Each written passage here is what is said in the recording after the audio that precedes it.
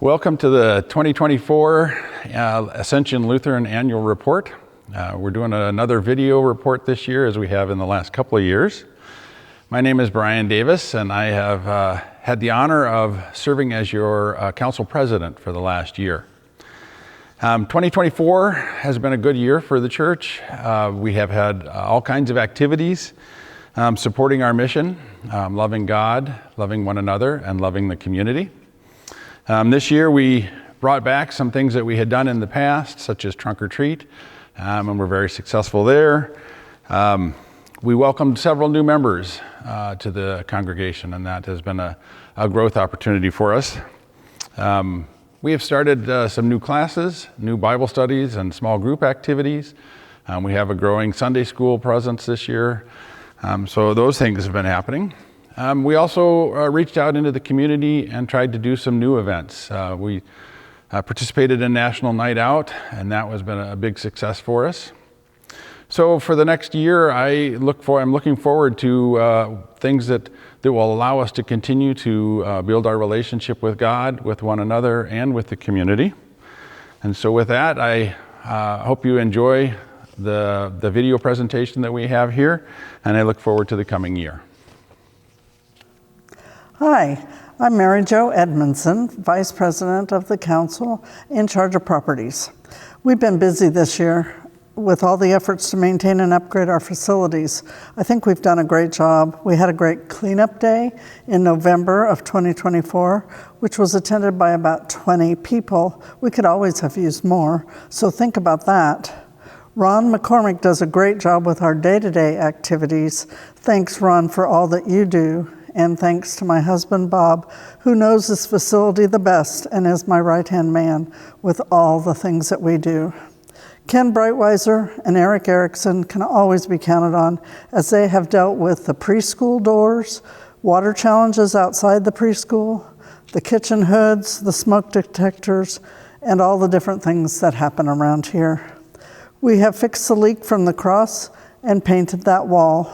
Carpet in the fellowship hall has finally been cleaned. Lights in the sanctuary have been replaced, and the front landscaping has been rebarked. Janitorial contract has been examined and found to be less than other options, even though we're always looking for bids. And the most exciting thing is we are looking at updating the narthex. We'll be presenting that concept soon, but we need your help and your input. If you can paint, build, or just decorate, please contact me as we finalize some plans for that space. Any help is always appreciated. As you can see, we do a lot around here, and we need your help always. Thanks. The position of treasurer is one that I didn't really aspire to here at Ascension, but I happened to land in it, and it turns out it's not as bad as I may have thought it would have been. I've had previous treasurer positions which were a lot more work. Fortunately, we have a bookkeeper that takes care of all of the real work that's being done. My job is basically to report back to the congregation, to the council, to the executive or the finance committee, what our monthly obligations and income have been, how they balance out, and annually prepare, along with the finance committee, the budget for the following year. It's always an enlightening exercise because we get to see exactly where all of the money that the congregation comes into and how it gets transferred out to these various expenses or benevolences, various things that we spend money on. And we get an insight as to how the operation of the church is and what things we can do better every year. Hi, my name's Terry Jellised, and the position on the council in which I've been serving for the past year is the loving God pillar of our mission statement. Our congregation remains consistent in faith formation with adult Sunday school, children's Bible study, confirmation classes. We even had kind of a supplemental Bible study over the summer when Bill's class was on hiatus. We had our Lenten Challenge again this year, and it was so popular that a few of the groups decided they would continue to meet. We had a couple of retreats and some breakfasts. The women had another Bible study in the fall. And one new thing that we did this year that I think really was cool was we had a birthday party for Jesus, which helped us all to remember what the season is all about. And one thing I'm hoping we can focus on this year as far as loving God, and it goes into loving each other as well, is encouraging more folks to become engaged in partnering with us in ministry, particularly in the area of the worship service. So looking forward to another year with all of you. Hi, I'm Brian Shannon, and I was on your council as Loving One Another. A few fun things we did this year was the trunk or treat. We brought that back, and that was a huge success. We had a lot of fun and had a lot of outreach with the community. We also did the St. Patrick's Day dinner, which we all got together, did some Irish dancing, and had a pot roast lunch. The other thing we did was the Cinco de Mayo taco dinner for Cinco de Mayo to bring everybody together. I look forward to what we do next year and to be with all of you. Good morning. I'm Phil Gimmer with the Loving the Community on Council, and we've had a very busy year in 2024. I'd like to highlight some of the groups that we've talked about. We begin with Loaves and Fishes, which is led by Art Champs. Loaves and Fishes made a presentation to our congregation earlier in the year, so we should be pretty well familiar with them. We volunteer, we serve lunches to the homeless people once a month. Next, we have Betty Alvard, who leads a group that goes to Sunrise Christian Food Ministry, where they pack bags for at Advent Lutheran in San Juan. These bags are for people that are food challenged.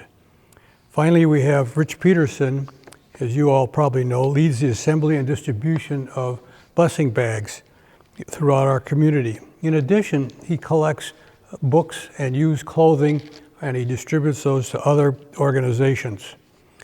New program that we did this year is the National Night Out. This is an annual program that involves interaction between the police department and the local community. We do this in association with the Citrus Heights Neighborhood Association. This year we did it, it's in August, and it was a very hot day in August. The city of Citrus Heights was very gracious. They sent 2 police cars that stayed the entire time, and several other police officers showed up. They came and left. The fire department came with a fire truck. The little kids just loved that. We had a drone pilot when he brought his drone along. The canine officers showed up, and so it was just a wonderful outing. In addition to these groups, as you saw in January, we had a presentation from the Sayonara Center. The executive director came and met with us, made a presentation on what they do, and we are sponsoring their program for the rest of the year. Thank you very much. We are part of Christ's own body, working toward a single goal. Each of us essential members in the beauty of the whole. As we need each varied feature for the body to survive, so the church must cherish difference for our work to grow and thrive. That's the first verse of a song that we've been singing at the modern worship service as part of the songs we sing during the distribution of Holy Communion. It's called "We Are a Part of Christ's Own Body." The words to this song were actually written by a seminary classmate of mine, and it's sung to a familiar tune. We are part of Christ's own body. We have a single goal. It's what we pray every Sunday as part of the prayer for unity. It's what we pray every time that we gather for a meeting, acknowledging that each of us are uniquely gifted, but essential for the work that we as a church, Ascension Lutheran Church, have been called to do. It's a pleasure to be bringing this digital annual report to you as your pastor. As I look back on this past year, a number of things come to mind. In the fall, we experienced a contentious, challenging political election season. And I think as a result, it is important for us to focus on the unity that we as the body of Christ, as members of this church and as part of the larger Christian church, the unity that we seek, the unity that we can enjoy through Jesus Christ. We are made one by the power of God's love. We experienced a lot of firsts this year in worship, and it's been over a year since we went back to 2 worship services, but last year when we met for this annual meeting, we were only about 5 months into the experiment. And now we're over a year and 5 months into the experiment. And as a result, we have had a lot of firsts, 2 worship services on Easter and figured out what that meant, multiple congregational meetings occurring between the worship services, and a robust an hour and a half of Christian formation happening between our worship services. This year, we were able to start another confirmation class. We have 5 students regularly meeting in confirmation, which is great, and we still have between 8 to 12 students attending our children's Sunday school. We have 3 different classes or meetings happening for adults during that formation hour, as well as the praise band meeting and rehearsing for the 11 o'clock service. A lot going on during that hour, in addition to some increases in attendance in both of our services, our 8:30 classic service and 11 o'clock modern service. Some big changes have happened there. I think this year, one of the things that I'm most encouraged by, in addition to kind of re-establishing ourselves with the 2 worship services, or the number of things, events, activities, mission-type projects that we have engaged in that have really been led and developed by you, by people in the congregation who either saw our need or had an idea and brought it forward, and then were a part of executing that idea. The Catherine Jackson Middle School appeal comes to mind. The gas card appeal comes to mind. Christmas caroling at assisted living facility or skilled nursing facility comes to mind. The Earth Day cleanup comes to mind. A summer Bible study during the Christian Formation Hour, something normally we've not had during the summer, comes to mind. The return of Trunk or Treat comes to mind. The Women Encouraging Women group meeting comes to mind. Jesus' birthday party comes to mind, and plenty of other things that have started as a result of somebody or a few people in the congregation having an idea and saying, hey, why don't we do this? And your leadership saying, great idea. What help do you need? Do you need resources? Do you need us just to announce it? And then the congregation responding to those requests. When we changed our church constitution, when we changed our leadership model, that was the hope. The hope was that we would tear down some of the barriers that had been put in place that were needed when we were a much larger worshiping community, tear down those barriers that would allow you, all people, to really be able to engage in the ministry you would like to be doing without having to jump through a lot of hoops to do so. We want to be serving people rather than sitting through meetings. We want to be engaged in the work of loving our neighbor rather than sitting through countless committee meetings and having these compulsory meetings that happen every month. And we want you to be freed up to do that, to meet for projects rather than meeting to be able to provide a report for the next meeting. We've engaged in a number of community outreach events this year. I continue to work with our neighborhood association. I'm actually on the board of directors for our area chats. We have combined with another neighborhood association, so now we are CHATS, C-H-A-T-S, Citrus Heights Areas 2 and 6. And I actually serve as secretary on that, and I meet a couple of times a month with people from our neighborhood, our community. And through that, we hosted here the National Night Out this year for the first time. We had nearly 200 people come to the church property from our community to attend National Night Out. It was blazing hot that day, and people still came. And we were able to work with our neighbors to provide them with a chance to gather, to make them aware of some of the services, police, fire.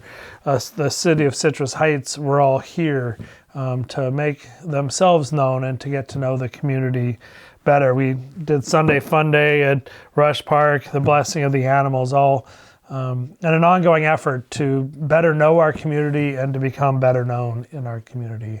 Our preschool has continued to serve our community. This year has been a tough year. Attendance has waned this fall, and we are grateful for your support of the preschool.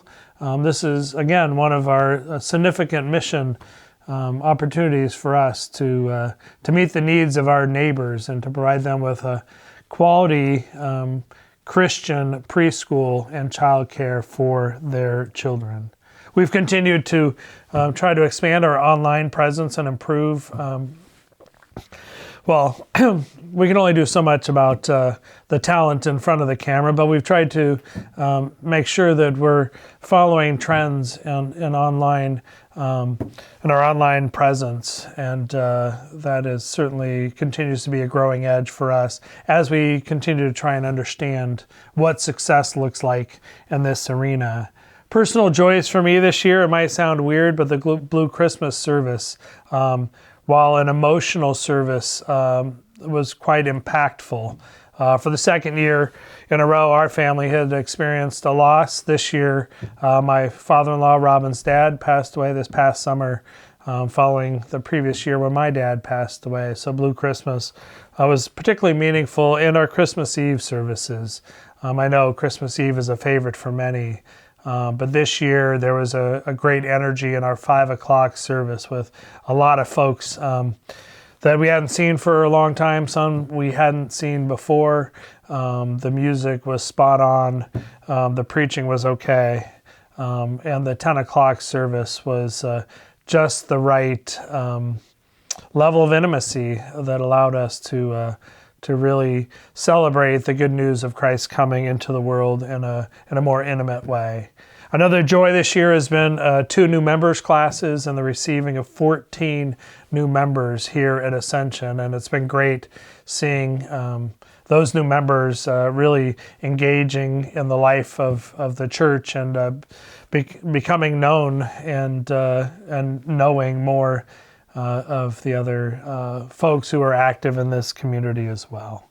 One of the challenges this year, for me, it was a challenge because it's difficult to be with people in the midst of losing loved ones, but we had 11 funerals since our last annual meeting, and 8 of those occurred in the 11 weeks between the beginning of October and the middle of December, and that put quite a strain on the congregation and especially on our volunteers who help facilitate our receptions and so forth.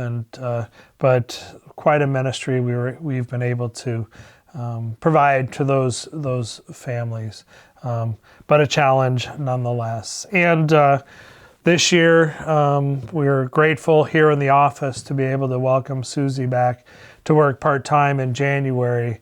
But we wouldn't have survived. We wouldn't have thrived, actually, as we have this last year if it hadn't been for Terry Jellicid giving of her time and talent so generously, volunteering here 20 hours a week and helping to streamline some things and improve some processes. And then Andrea Toven, who worked alongside Terry on many of those projects in terms of the office, and then all the the AV, the social media technology things that she does, as well as planning and leading worship every Sunday morning. It takes many hands to do the things that we do, and I'm grateful for both of their support, and of course, Vicky, who has worked behind the scenes doing the accounting and giving me a hard time. I think harder than almost anybody else on the staff. Appreciative of her as well. It's not been an easy year for her. And every year, I thank Robin because she gets to see me at my best, and she gets to see me at my worst. I guess that's till both the good and the bad, the vows that we made together. And I'm grateful for her ongoing support that allows me to engage in this work that God has called me to. I am anxious to see where God leads us in the coming year and trust that God has wonderful things in store for us. Thank you for the privilege it is to serve as your pastor.